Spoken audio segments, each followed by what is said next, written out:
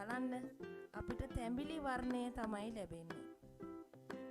තැඹිලි පාට වර්ණය ලැබෙනවා.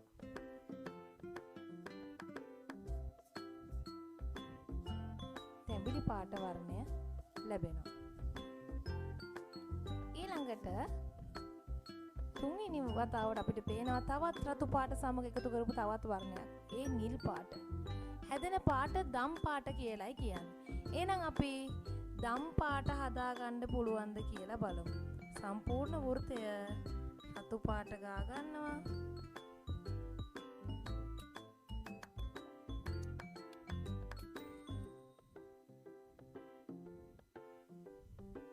රතු පාට කරගත්තට පස්සේ අපිට එකතු කරන්න කියන්නේ නිල් පාට. එහෙනම් අපි දැන් නිල් පාටයි එකතු කරන්නේ.